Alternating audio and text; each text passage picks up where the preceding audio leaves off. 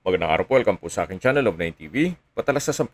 Meron po ba kayong mga properties na napapabayaan or non-performing assets? Plan nyo yung ibenta, pero wala kayong oras pagbenta nito.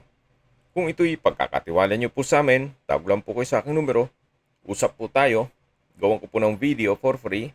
Yes, libre po, wala po kayong babayaran. Tutulungan pa namin kayong mabenta ang inyong property. Kami na po bala sa marketing, sa boosting or paid ads. Even sa tripping, hindi na po kayo mapapagod sa pag-entertain ng mga buyers. Kami na po bala sa lahat. Tawag lang po kayo. Nandito po tayo ngayon sa isang subdivision dito sa Binyan, Laguna.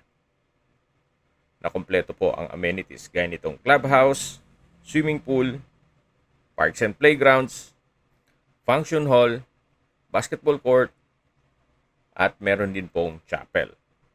Tungkol naman sa security, meron pong 24 hours roving guards dito sa subdivision. Ito po yung tinutukoy ko na chapel or simbahan na nakasara po ngayon. At least na naipakita ko sa inyo. So punta na po natin yung brand new na townhouse. Sa ngayon po, ito'y 2 units pa lang. Pero magkakaroon na po ng dalawa pang unit dun sa may sasakyan. So brand new po ito at may lot area na 43 square meters at may floor area na 87 square meters. Kada unit po ay meron pong 3 bedrooms, 3 toilet and bath, living area, kitchen, service area, at covered carport.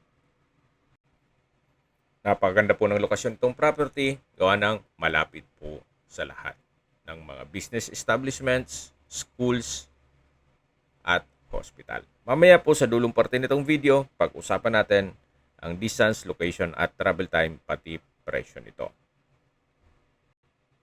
Once pong ma-acquire itong property, pwede nyo na pong lipatan kaagad. Gawa ng ready for occupancy naman ito. May tubig at kuryente na rin po. At tungkol naman sa dokumento, ito po'y titulado. Kaya wala po kayong maging problema sa documentation o sa transfer ng title. Ito po yung garahe na naka-tile flooring at finish na rin po itong walls at ceiling. Kung meron man po kayong nakikitang mga faded na pintura, i-retouch po yan once na may turnover sa inyo. Then sa dulo po ay meron pong malaking sliding glass window. Na likod po niyan ay yung living area. Ito po yung main door.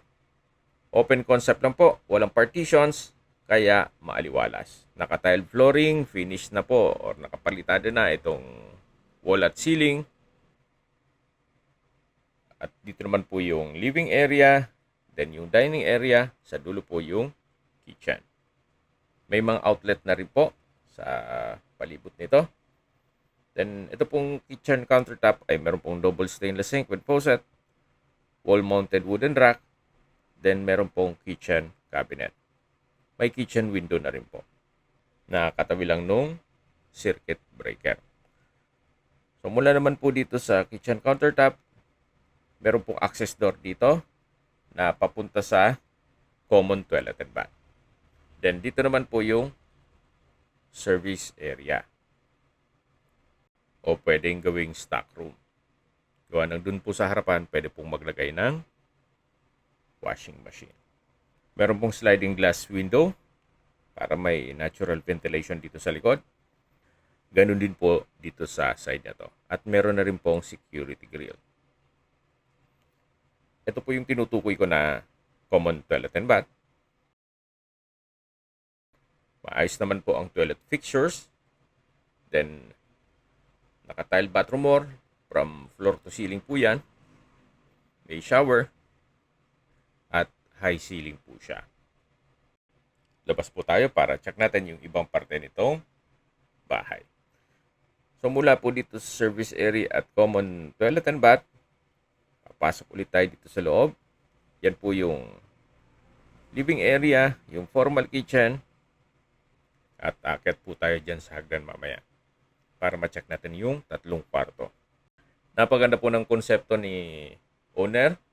Imagine dito sa ganitong hindi naman kalakihan na bahay, meron pong 3 kwarto at meron pang 3 banyo.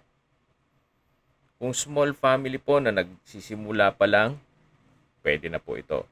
Siyempre, hindi na po mawala yung mga komento na kesyo maliit ang kwarto, maliit ang bahay, siyempre po yung budget maliit din. Kung hanap nyo na may malaking property na gusto nyo pa rin dito sa area to, pwede pong mag-construct si owner ng isang malaking bahay katabi lang nito. Pero depende pa rin po yan sa budget ninyo. So ito po yung hallway at ito po yung master's bedroom. Sa spasyo, malaki naman siya. Naka-tile flooring. Finish na rin ang ceiling at walls. Wala na rin kayong papagawa dito. Then may outlet na rin po. May wardrobe. Then meron pong malaking sliding glass window. At yan po yung pintuan kung saan tayo pumasok kanina. At isa pa po sa big factor dito ay meron pong sariling toilet and bath. So, ganun po kaganda o kaayos ang naging floor plan. Imagine sa ganitong space, nagawan pa nila ng toilet and bath dito. So, ganun din po. Naka-tile bathroom wall, may shower, may water closet with bidet, then bathroom sink. Meron din pong bathroom window. At hindi lang po doon, meron din po itong access door na papunta dito sa balkonahe o terrace. Naka-tile flooring na rin po dito at tubular railing na rin. Mula po dito sa balkonahe, ito po ang magiging tanawin o yan po ang magiging kapitbahay nyo once na ma-acquire nyo itong property. Tahimik naman po ang lugar, sariwa ang hangin at sa klima naman po, banayad lang. Hindi naman siya ganun kainit at hindi naman ganun kalamig. Pasok po ulit tayo dito sa master's bedroom. Yan po, tungahin nyo po. At labas po tayo dito sa hallway. Para ma-check natin yung dalawang kwarto. Imagine na pagkasya nila. Ganun kaayos yung floor plan. So ito po yung pangalawang kwarto. Gaya po nasabi ko, kung small family na nagsisimula pa lang, pwede naman po ito. At least meron pong privacy ang mga anak nyo. So meron na rin pong wardrobe na naka soft close hinges. Then katabi lang po nito ang wall mounted open shelves. Meron din po itong sliding glass window para may natural ventilation. At hindi lang po doon, meron din po itong toilet and bath. So, sharing po yan dun sa kabilang kwarto. O Jack and Jill na toilet and bath. From floor to ceiling ang tile bathroom wall, may water closet, then meron pong bathroom sink at shower. So, ito po yung second bedroom. Then, lipat po tayo dito sa kabilang kwarto o third bedroom. Halos same size lang din po nung sa kabila. Meron din po itong wardrobe na from floor to ceiling. Naka soft close hinges din po siya. At meron pong wall mounted na open rack. May sariling sliding glass window. At ito po yung Jack and Jill na toilet and bath. So at least po meron pong banyo dito sa dalawang kwarto. Kasi usually sa mga ginagawang ganitong townhouse ay isa lang ang may banyo. Minsan nga wala pa. At least po ito dalawang banyo, then tatlong kwarto. Pero meron naman pong banyo pa sa baba o yung common toilet and bath. Okay, sa distance, location at travel time portion na po tayo. Mula po sa Brent International School, ang distance is 2.5 kilometers at ang travel time is 8 minutes. Mula naman po sa Pavilion Mall, ang distance is 3 kilometers at ang travel time is 9 minutes.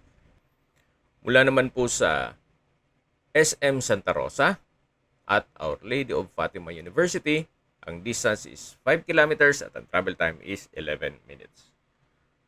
Mula naman po sa Binyan Doctors Hospital, ang distance is 3.7 kilometers at ang travel time is 11 minutes. Yan po yung lagi kong binabagit sa inyo na dapat nyo i-consider sa paghanap ng property, yung meron pong malapit na hospital. Hindi ko naman po sinasabing sakitin kayo. Yan naman po for emergency purpose lang naman. At mula naman po sa South Luzon Expressway, Mamplasan Exit o Toll Plaza, ang distance is 2.2 kilometers at ang travel time is 7 minutes. Kung manggagaling naman po sa Manila o sa airport, ang distance is 38 kilometers at ang travel time is 47 minutes. Okay, sa presyo na po tayo. Binebenta po ito ni owner sa halagang 5.5 million pesos. Para sa akin, fair deal na rin po. Gawa ng, meron po itong 3 bedrooms, 3 toilet and bath, at garahe.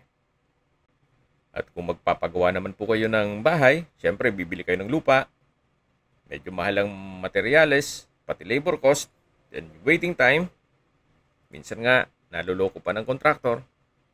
Kaya minsan po mas maigi pang bumili na lang ng ganitong ready for occupancy. Yan naman po yung opinion ko lang naman. Depende pa rin yan sa assessment nyo dito sa property. Kung sa tingin nyo, tama na yung presyo ni owner dito. Okay, kung may mga katanungan po kayo, tawag lang po kayo sa aking numero. At sa mga kababayan naman natin na sa ibang bansa, meron po akong Telegram. Sa mga iPhone user naman, may iMessage.